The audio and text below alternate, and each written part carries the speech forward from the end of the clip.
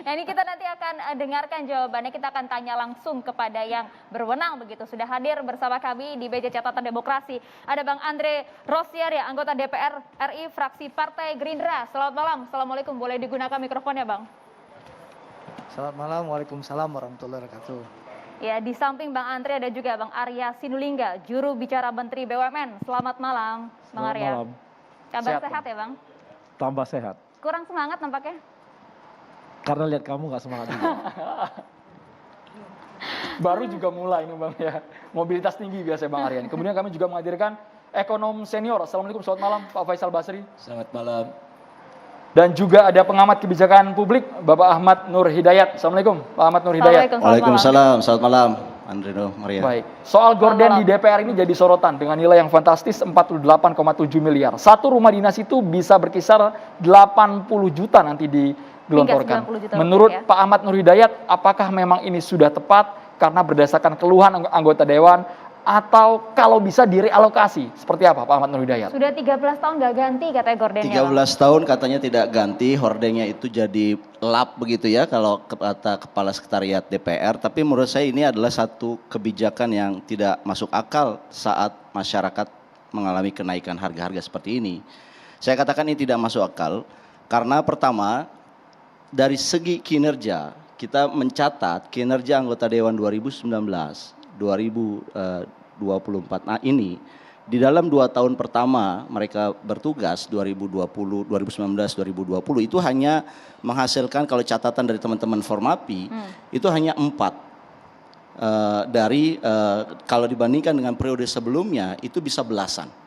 Dari sisi penggunaan keberhasilan DPR dalam melaksanakan tugasnya itu menciptakan undang-undang itu dipertanyakan, jadi mengalami penurunan. Jadi kalau mengalami penurunan gini kok anehnya adalah minta sebuah reward. Ya ini kan sebetulnya bisa dibilang kami ingin bekerja dengan nyaman, kami tolong dong rumah kami, hordeng kami tolong diganti dengan layak. Tetapi kinerjanya tidak dibandingkan dengan DPR 2014-2019 itu mengalami penurunan. Itu ini pertama. Kan kebutuhan bukan reward sebenarnya. Iya sebetulnya kita bisa bilang ini kan 13 tahun. Artinya DPR yang kemarin juga kan tidak menikmati hordeng ini ya. Kita tidak menikmati karena ya tidak diganti kan. Tetapi mereka menunjukkan kinerja yang lebih baik. Ini saya membandingkannya dengan apple to apple tahun kedua mereka bekerja periode yang sama. Yang alasan saya kedua yang tidak masuk akal adalah kalau kita melihat 48,7 miliar ini kalau kita bagi sesuai dengan tadi narasinya Pak Presiden memberikan BLT itu kita bisa membantu 487 ribu orang. Kalau kita lihat anggota dewan yang diberikan kan 505 karena 70 sudah diberikan di periode sebelumnya. Dari 575 itu 505 yang akan diberikan itu kalau dibagi rata sebetulnya satu anggota dewan satu rumah itu mendapatkan 90 juta untuk gordennya aja. Jadi 90 juta gorden itu kalau kita tanya ke pedagang kaki lima atau pedagang gorden itu udah kelas premium. Jadi gordennya itu udah pakai remote. Jadi bisa kebuka dengan remote begitu. Kemudian dia ada 2 lapis dan ada lapisan luarnya itu dia punya mengandung seperti fiber, tidak debu. Kalau debu itu dia rontok sendiri. Itu kelas 90 juta per rumah. Dan saya kira itu too much ya, terlalu mahal ya. Dan saya kira anggapan orang mengatakan DPR foya-foya betul sekali. Ini sudah luar biasa keterlaluan melampaui batas di mana sebetulnya anggaran ini bisa digunakan untuk menyelamatkan masyarakat yang lebih besar lagi. Tapi meskipun sudah dianggarkan berdasarkan keluhan anggota dewan selama belasan tahun ini, apakah itu tidak dipertimbangkan untuk direalisasikan pada rumah dinas DPR? Saya kira begini, dalam prioritas anggaran itu kan dibahas sebetulnya ini punya keistimewaan. Pemerintah ini punya keistimewaan ya. Di mana di tahun ini pemerintah menetapkan APBN tanpa harus persetujuan dari DPR. Artinya kalau juga melihat pemerintah kemudian DPR itu melihat satu kebutuhan atau tidak kebutuhan prioritas kan pemerintah juga bisa mengalokasikan.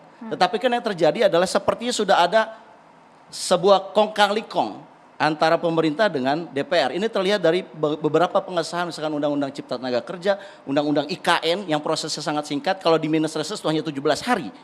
Jadi kalau dilihat ini ada seolah-olah pemerintah ingin memberikan sebuah balas jasa begitu ya kepada DPR atas sebuah approval kebijakan selama ini. Meskipun approval itu dianggap tidak sesuai dengan aspirasi rakyat. Ya contohnya konkret adalah Cipta Tenaga Kerja yang pada akhirnya dinyatakan oleh MK sebagai inkonstitusional bersyarat.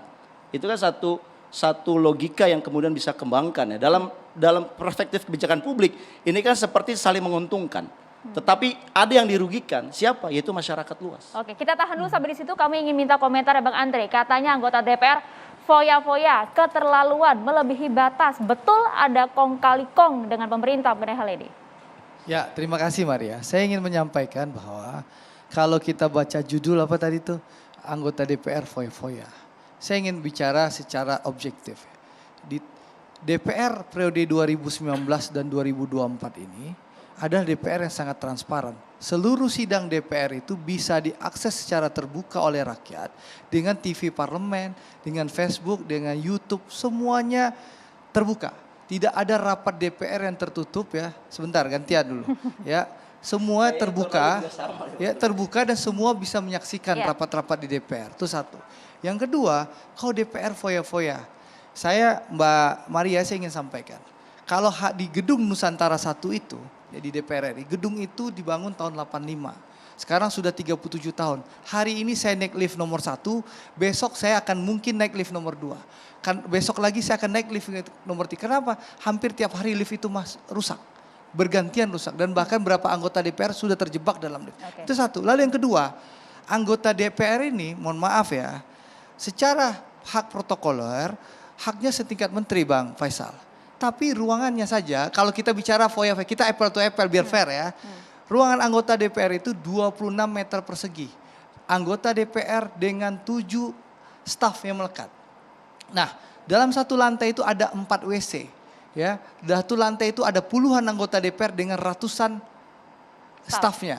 Bandingkan dengan, mohon maaf, hak protokolnya setara dengan menteri. Kita nggak usah bicara menteri.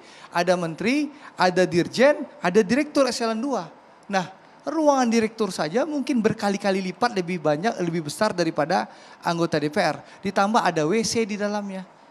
Jadi bahkan ya Mbak, saya ingin jujur ya. Setiap hari di ruangan kami itu sudah banyak rayap dan kecoa. Tapi kami tidak mengeluh, kami terus bekerja. Nah, soal gorden saya ingin sampaikan, terus terang saya tidak tahu soal gorden ini. Tapi setelah saya pelajari memang ada aspirasi dari teman-teman anggota itu disampaikan dalam rapat BURT ke Kesekjenan. Nah, Kesekjenan yang menyiapkan anggaran, memang DPR tidak mengurus Satuan 3 ya. Jadi yang mentender, yang menganggarkan nanti itu Kesekjenan, lalu yang mentenderkan itu Kesekjenan. Anggota DPR taunya ada barangnya. Tapi memang diakui bahwa kualitas gorden itu memang sudah 13 tahun, ada yang 13 tahun belum diganti, ada 7 tahun yang belum diganti. Jadi intinya apa? Intinya sekali lagi ya kalau kita mau jujur, mau fair, ya kita bandingkan lah. Bahkan di rapat Komisi 4 kemarin kita mendengar kalau anggaran perjalanan dinas pemerintah itu di Kementan itu, saya baca di CNBC tadi, itu 1,1 triliun setahun. Artinya? DPR itu Komisi 4 anggaran perjalanan dan dinasnya hanya 25 miliar. Jadi jangan ya seakan-akan semua disalahkan DPR ya. Jadi anggota DPR itu tidak pernah mengeluh, kami bekerja ya. Bahkan Saudara Maknur 26 meter persegi itu kita menerima puluhan orang setiap hari.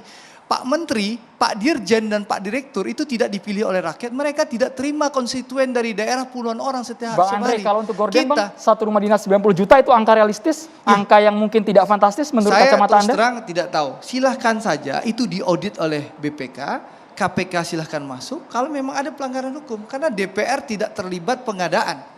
Ya, DPR tidak terlibat pengadaan. Yang disampaikan oleh BURT kepada Kesekjenan itu ada menyampaikan aspirasi anggota bahwa gorden rusak.